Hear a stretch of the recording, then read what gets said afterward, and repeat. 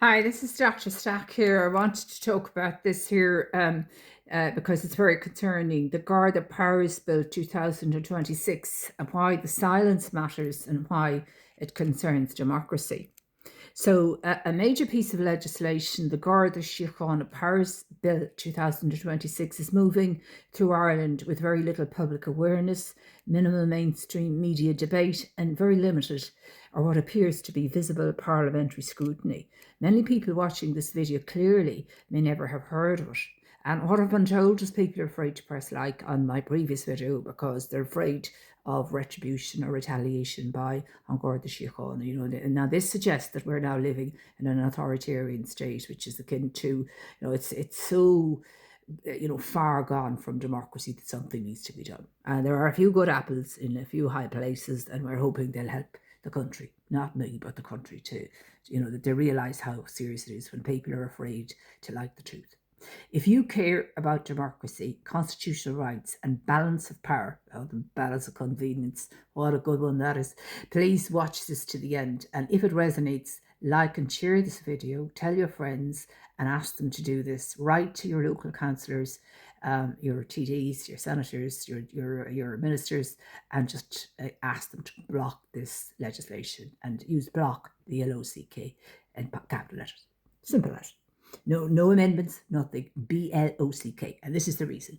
The bill grants on Garda Síochána expanded statutory powers relating to the seizure of personal digital devices, the copying and retention of their contents, and the examination of deeply private personal data. Now, what was most concerning is that contributors were saying they were already doing it, and, for example, had been targeting the women of honour in the Defence Forces allegedly, and whistleblowers allegedly, and have been doing this for years, illegally. And now they're trying to make what they've been doing illegally, allegedly legal. That's extremely concerning. And have they been caught? Have they been brought to justice? Would that be more appropriate than the penalty points issue? But I will not make any points, concerns about that. But would that be an appropriate one than the penalty points issue? That one. But I'd be afraid if I was in a jury. I'm not saying that I don't want to comment on the reason, but I'd be terrified being a jurist against the Gardaí, given if they had these powers particularly, including in circumstances where I'm not making any, but I would just be where I would be. If I would really, if they had these powers, I'd be terrified in a jury case where the Gardaí were being brought in trial for anything. I'd be terrified. So that's because I'd be afraid of what they can do to people, allegedly, especially if the allegations that they're already doing this to whistleblowers and to the women of honour in the Defence Force, or some of them are other people of this nature. Very, very concerning. Your phone is no longer just a device. It contains your communications, photographs, medical and financial information, legal correspondence, work material, and personal history. Searching a phone is not like searching a pocket. It is like searching you. Why this is dangerous over time. I'm doing a lot of work on looking at law and the weak spots, the blind spots in employment law and family law about the discretization of events rather than, we need engineers and mathematicians to go into law and explain the difference between continuous time processes and stochastic processes and discrete Markov chains, versus Gaussian processes. We'll explain it to the legal fraternity in due course. The power of the continuous continuum versus discrete, the invisibility of the discrete continuum, etc., etc. The risk is not only about how powers might be used today, it is how they may be used over time. Exceptional powers, once legalized, tend to become routine. Routine becomes more normal, and even standard practices that are not even legalized become routine. And then they become normal, and normal powers are really reversed. This is one of the things I've observed with regard to certain situations that I'm recently concerned about. Safeguards are often cited, but in reality, oversight is frequently retrospective. And somebody made a point, well, surely the guards could be concerned because if it was their family or sisters or brothers or relatives that were, that had their data assessed in this way, that would be very concerning. It seems that people say, oh, the guards wouldn't have that happen to their friends, they'd be too powerful. No, that may not be the case. Individuals may never know their data was assessed.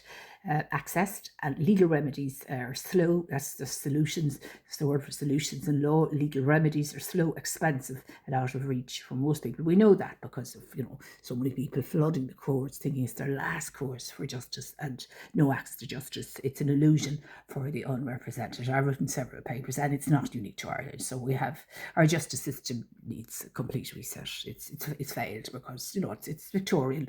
It's for Victorian times, but there are people making money out of it, and there's enough being the ordinary person is being the squeezed to support the people who are making money out of what I'm calling a justice system which cannot work for access to justice because of the current framework, and even the adjudication framework in terms of where it is in a sequencing in a sequence is majorly problematic, as recent work that I've done as research has indicated, but it's all new, so it'll probably take a while for it to be sufficiently understood, but it's major. So existing law is already sufficient. Ireland already has extensive policing powers under current legislation.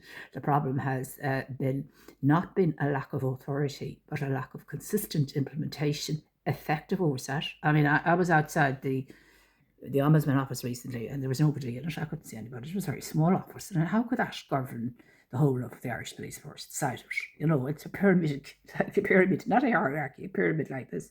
Sure, most of the cases must be.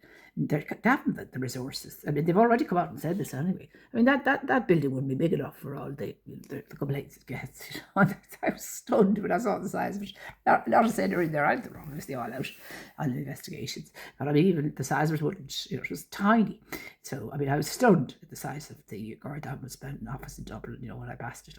Is that it? And accountability when powers are misused. If existing oversight mechanisms were properly resourced and enforced, and in fairness to the ombudsman, they have come out and said they're overwhelmed and they can't cope. This is the problem. So there is no clear necessity for this level of expansion. This makes the bill disproportionate, not reformative. The media silence problem. What is of deep concern is the virtual absence of sustained mainstream media debate. There has been no prolonged public explanation of what the bill actually does, no consistent adversarial discussion of its constitutional implications, the rights and the wrongs, the pluses and minuses. In a healthy democracy, laws that significantly alter the balance between the state and the citizens demand open and informed public debate. Silence is not neutral. Silence shapes outcomes. Fear, chilling effects, and public engagement. People have contacted me privately, say they're afraid to share, or comment on content about this bill. That's incredible. That fear matters. Broad discretionary powers do not need to be abused openly to cause harm. They create self-censorship. They narrow democratic space. When lawful participations feel risky, people feel afraid to my objective commentary, something is already wrong. So we're going towards authoritarianism, like it or not. And even the fact that people have contacted me saying they're in great fear of liking this objective post, which I got from John Wilson indirectly, is most concerning. So I want to be absolutely clear. Every organisation, including some policing bodies and particularly the courts, contain a small number of good ethical principled people. That's what we're hoping for. People who entered public service to protect others, and they're there everywhere. There's a small number, but they're getting smaller, and unless action is taken, we're in serious trouble, in my opinion. That may sound a little bit, no, I think it's proportionate. People who care about fairness, proportionality, and the rule of law. This is not an attack on individuals. It is a recognition that systems, not people, cause long-term harm when checks and balances weaken.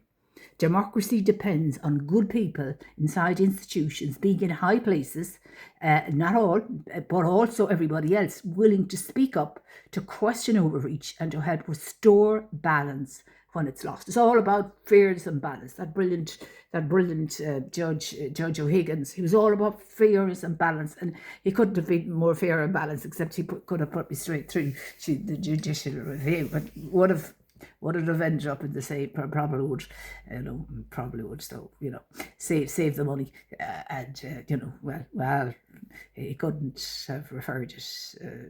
No, I won't say what he could have done or he couldn't have done, but he was very, very incredibly nice. Just Joe Higgins, incredibly nice. Mary Verity, not very Mary Gertie, very nice woman, and you wouldn't be nicer than she is. I mean, they're exceptional. But we need more of those ones. So if you are genuinely concerned, not just for yourself, but for your family and future generations, act while there is time. Write to your TDs, senators and local councillors. State clearly why you oppose the Garda Síochána Powers Bill 2026. Say that it should be blocked in full, not amended. Write to your councillors, TDs and senators. Don't write 100 emails, write one. State clearly that you oppose the Garda Síochána Powers Bill 2026. Say that it should be blocked, BLOCKED, blocked in full, not amended. And please like and share this video. Do it to support democracy. Do it to support transparency. Do it to support a return to our core constitutional core values. Silence protects systems. Public engagement protects democracy. So for many of you who feel that they're unable to like that previous video, it's most concerning because I'm only, as I'm going along learning, listening to people and hearing all about their concerns about, that Ireland is the most corrupt country in Europe or in the world. And I'm shocked, I'm absolutely shocked.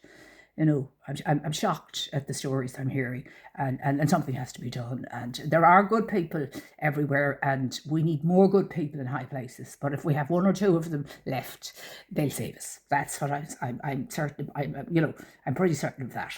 But we need more good people in high places, and perhaps they need to, sort out why there aren't enough good people in high places and how to get more of them and how to get more accountability into our whole democratic system, which I myself feel is the accountability that's the real problem here, that has really failing the market, but also access to justice. I think that's a major issue, huge. So I've written many papers about access to justice and how we need a new vision for justice, a new sequencing of how justice, a whole new sequencing of justice. I just got stuff from the University of Harvard, a dispute resolution. I wrote back to them and said, look, this lady and all of these people are experts. No, they have the sequencing all wrong. So I said, look, you have the right idea, arbitration, mediation, and then court. No, you have it in the wrong order. You have it in the completely wrong order. You're at the top university, but you're just spouting that, it's not right. The sequencing is all right. So are Harvard going to listen to me? Not at the moment, but I'm certain that they're the sequencing and the brilliant work of Ben Eddy is brilliant, but it's in the wrong sequence in the system. Now he tells you he has been trying to argue with the courts for 15 years, but his sequencing in terms of where he's putting in his arbitration, his media, is in the wrong place. It should be before education, not after it, or in place of it. It should be before the court comes in to the dispute resolution rather than after it. Or instead of it. So I have huge respect for Bill Eddy's brilliant work, but I feel the sequencing is wrong. And also there's the huge issue about the discreditation of law and of the way law is viewed in the judiciary. And there's an issue about adjudication, and there's an issue about the time dimension of harm over time is discretized in legal settings where it's not in engineering or mathematics. We talk about the continuous time system and discrete, and there's a huge difference. And this is not recognised currently in existing legislation. And sure, we need a few mathematicians to bring about mathematical modelling into law, and certainly it is most needed for justice.